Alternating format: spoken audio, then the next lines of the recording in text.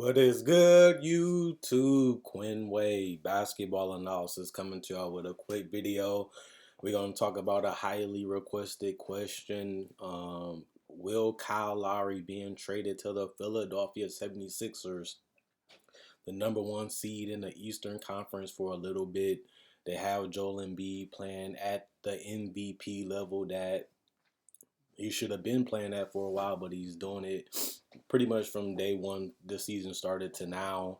It's good to see him be this active. It's good to see him be this aggressive. It's good to see his confidence level hit the level that is at. Not only that, the efficiency is also there, not only from the paint, but also from mid range and from three and from the free throw line. So, you want to cash in. If Embiid is as dominant as he has been so far, and the biggest question is, can he stay healthy?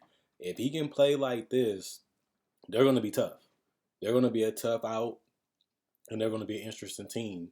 And they have been that this far, just so far this season. I think the Sixers are doing some things that I didn't see them being able to do, and I did question if Embiid could keep it up because he's doing things that he has never done in his entire career for a long period of time, and he has had a large sample size of this play.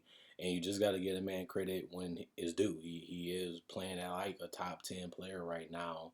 He's playing, if not the best center right now. There's always was a question: is he two? Is he three? Is he one? Now he has an argument for being the best, or still in the conversation with Jokic. And I liked seeing this. I thought Embiid had the body, he had the athleticism, he had the strength, he had the wingspan to be dominant and great. And people always talk about Embiid like he was that great. And then you look at the numbers and you look at his inconsistencies and you look at a lot of his failures, even in the playoffs. It kind of question, is Embiid a top 10 player? Is he really as dominant as people say? And he has quieted me and a lot of critics with his play so far. Obviously, we ain't all the way shut up because he still has to do it in the playoffs. And that's where I'm at right now with Philly. It's kind of like the Giannis thing and the LeBron thing is you have to do it in the playoffs too. You can't just be dominant in the regular season and be MVP. You still have to lead your team, and that's just not through the playoffs. It's through the entire journey, and the playoffs are a part of that. So he has been great. This is a positive sign if you're Doc Rivers and Daryl Morey and Elton Brand, seeing this guy live up to the potential of being a Hakeem type of player. I think his defense isn't as great as it was before, but his offense is at a elite level. And I felt like he had the shots, he had the ability to do it. It's just good to see his mentality change and his play change, and it is amazing to watch. And I have to say that. And this is a team that people just look at it like, if Embiid can be this great and Simmons can be that all NBA type defender, that NBA defensive player of the year guy that can switch and defend guys, even help a little bit, but also guard guys on the perimeter, the Kevin Durant's, the LeBrons, and having a guy like Kyle Lowry that can come in and operate the control of the pace and being able to space out the floor and get them 3-point shooting. And we all know Kyle Lowry is a team player. He will defend his position. He will be there mentally and engaged, and he will also be clutch from time to time. But one big problem with Kyle Lowry is his inconsistencies. He can be a guy that can disappear. He can be a guy that can, be hot one game and have a bad shooting game 2 games in a row.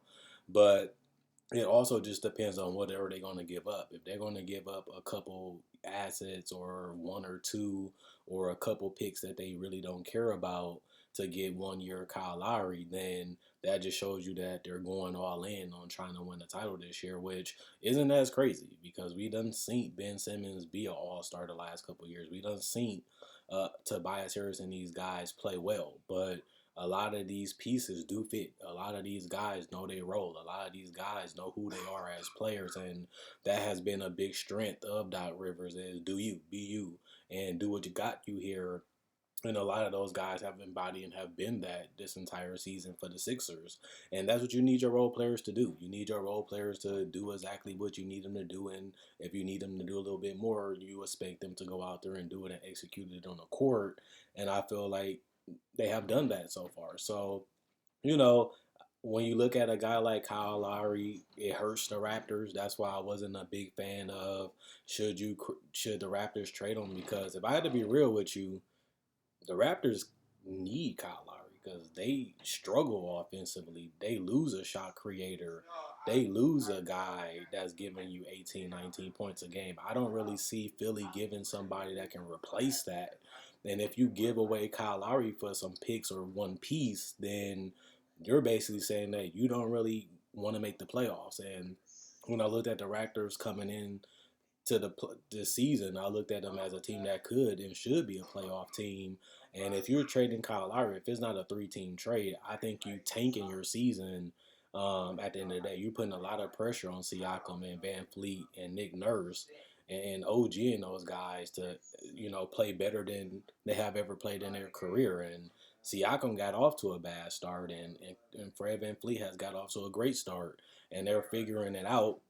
And to get rid of Kyle Lowry for some pieces that might not help you win right now, it's kind of going against what Nick Nurse is trying to do. It kind of goes against what the Raptors have been doing for years. And I know that when I look at the Raptors, they're not a championship team. I know when I look at the Raptors that they're not a conference final team, in my personal opinion, this season. But once you get rid of Kyle Lowry, you kind of locked into being a play-in team to probably an eighth seed. And then what's next? I mean, you're really gonna have to believe in your development staff who has been there. They have developed a lot of guys like Siakam and Van Fleet, and OG has played better when he's healthy.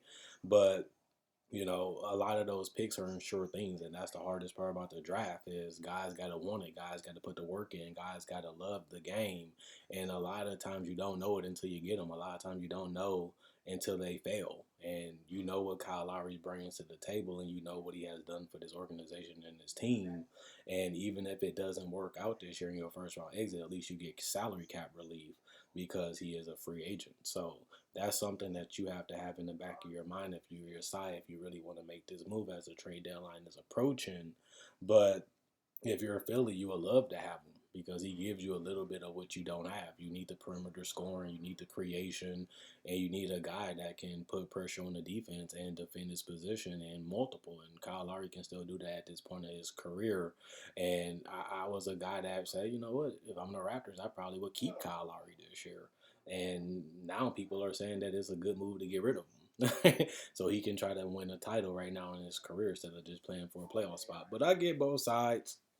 And I see why Raptors fans want to keep him.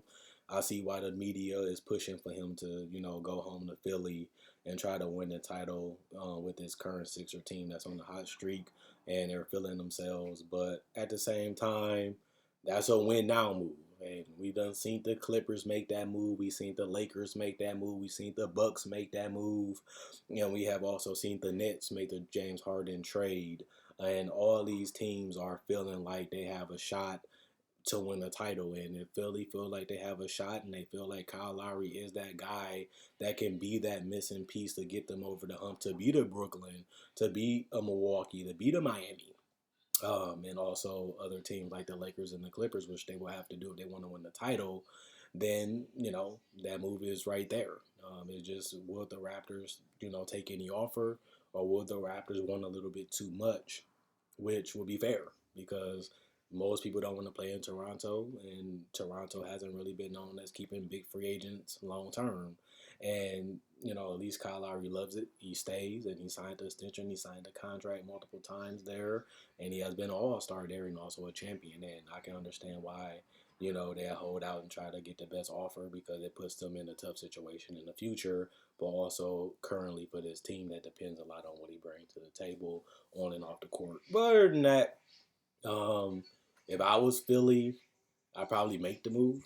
If you can play this well without Kyle Lowry and you add him in without giving up too much of what make you successful, then you're just showing that you believe in Joel Embiid and Ben Simmons as a duo. And a lot of people question it, and a lot of people didn't think it can work, and I was one of them. And right now, they're having the best season as a duo, as a tandem, in their whole career so far.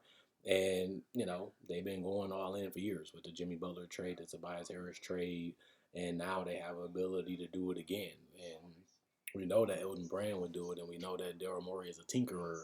He's always going to find a way to make the roster better. He's always going to be looking for a way to improve the roster until he can't do it no more.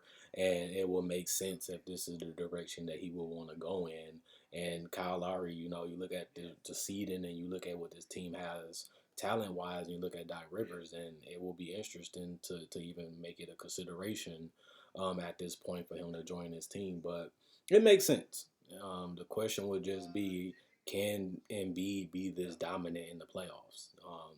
I'm not saying he can't, but that's something that he would have to prove, and that would be something that he would have to do at the end of the day, because he hasn't done it. But other than that, this is a wait and see team. Is this team real? Is they fact? Is they fiction? Or is it just another team that has a great regular season that goes out in the second or the conference finals and never go back? As a duo, this team has never been to the conference finals with Ben Simmons and Joel Embiid as their duo. They got close with Jimmy Butler, but got beat by the game winner from Kawhi Leonard, and they haven't got close ever since. So it makes sense why they would try to go all in when Embiid and Simmons are playing elite level defense and offense together. And at the end of the day, I can see why Kyle Lowry would want to be a part of that. At the same time, other than that, check out my website. Will be in the description comment section. Check out my Facebook description comment section. Like on Facebook, like the video. Also check out my older videos if you feel free. Enjoy the video. Enjoy the rest of your day. I'll be back to y'all with another video tomorrow. Quinn Wade basketball analysis signing out. And will Joel Embiid win his first MVP? That actually came out of my mouth. Can he be an MVP? We went from can he be the best center to now can he be the MVP? Let's see what happens. I'm going.